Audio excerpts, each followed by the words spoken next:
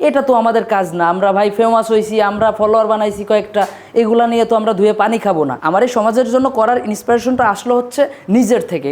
আমি যেই পরিশ্রমগুলো করে এ পর্যন্ত আসছি, তো আমি তো দেখে আসছি সমাজের চিত্রটা কেমন, মানুষের কাছ থেকে দেখছি মানুষের কষ্টগুলো কেমন। তো মানুষের কাছ থেকে এসে এখন সফল হওয়ার পরে তো এগুলো ভুলে গেলে চলবে না। রিক্সা চালক, কখনো বাসের হেল্পার হই, কখনো মাঠে কাজ করি, কখনো লুঙ্গি পরে গামছা পরে, কখনো গরু চাষ করি। আর টিকটক প্ল্যাটফর্মটাকে আমি ইউজ করার শুরুতে কারণ ছিল এটাই যে আমার এখান থেকে কিছু অডিয়েন্স ধরতে হবে। 30,000 প্লাস কমেন্ট হয়েছে। তা 30,000 প্লাস কমেন্টের ভিতরে আমি খুঁজছি যে খারাপ কমেন্ট আমি খুঁজে পাই নাই। আপনারা পাইলে একটু জানায়েন আমারে। আসলে ইদানিং মসজিদে আমি একটু ভালো কাজ করছি, কাজ করে আসলে বলা যায় না, বলা ঠিক না, তারপরেও বলতে হয় কিছু কিছু সময়ে।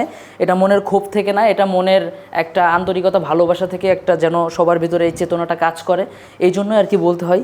যেমন রিসেন্টলি আমি একটা মসজিদে গেছিলাম, সেখানে দেখি যে শুধু মসজিদে না, ওই পুরো গ্রামে একটা সাবমার্সেল নাই, একটা টিউবওয়েল নাই। তো এই গরমে আমরা ইউটিউবার, আমাদেরকে আপনারা ভালোবাসেন, আমাদের কিছু অডিয়েন্স আছে, আপনারা আমাদের সম্পদ, আর আপনারা আমাদের সম্পদ হয়ে ফলোয়ার হয়ে যে আমাদের কাছে আসেন, সাথে আসেন। তো আপনাদের থেকে আমরা যেটাই বেনিফিট পাইতেছি, আপনাদের ভিউজের উপরেই আমাদের র্যাঙ্কিং ডেভেলপ হচ্ছে, এখান থেকে আমরা ভালো চলতেছি। আর আমরা ভালো চললে কি করতেছি?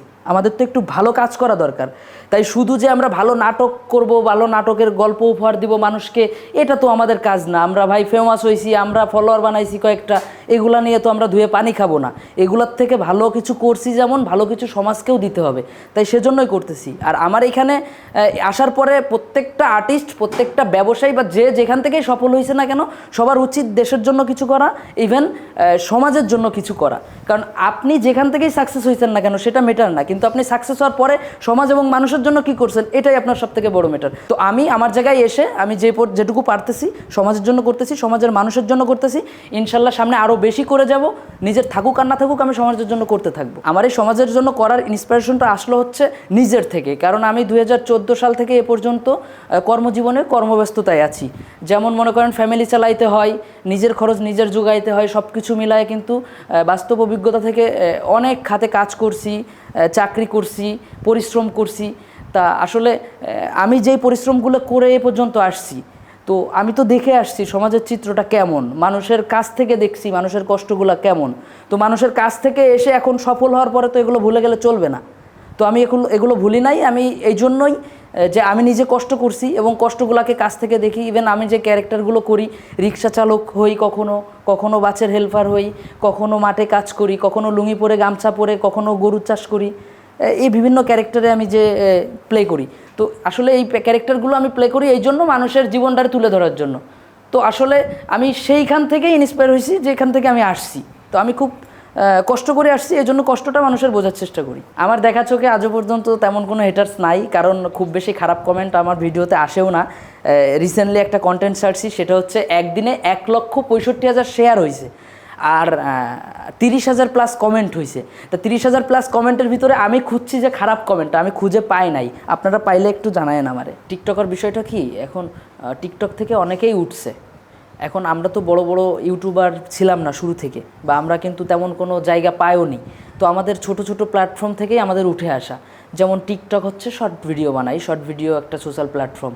তো ওইখানটাতে আমি আমার দিক থেকে ভালো কিছু ভিডিও বানাইছি, কিছু অডিয়েন্স তৈরি হয়েছে।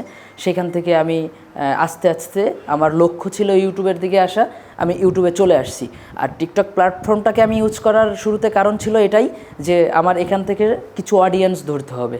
কারণ একটা ইউটিউব চ্যানেলে মানুষ যায় নাটক দেখতে, ফেসবুকেও যায় ওরকম নিউজ খবর নাটক দেখতে, আর টিকটকে যায় মানুষ শর্ট ভিডিও করতে। তো ওখান থেকে আসলে যদি শুরু করা যায়, আর শুরুটা যদি ভালো হয়, তাহলে ওখান থেকে খুব দ্রুতই আপনি ডেভেলপ করা সম্ভব। তো ওখান থেকেই আমি আর কি এই জন্য ওই পথটা বেছে নিয়েছিলাম প্রথমত। আমার জীবনের সেরা অর্জন এই যে আমার ফ্যামিলিকে ভালো রাখতে পারতেছি, আমার টিমের যারা আছে তাদের একটা কর্মসংস্থান হয়েছে আমার এখানে, আর আমি মানুষের ভেতরে, সমাজের ভিতরে ভালো কিছু মেসেজ দিতে পারতেছি।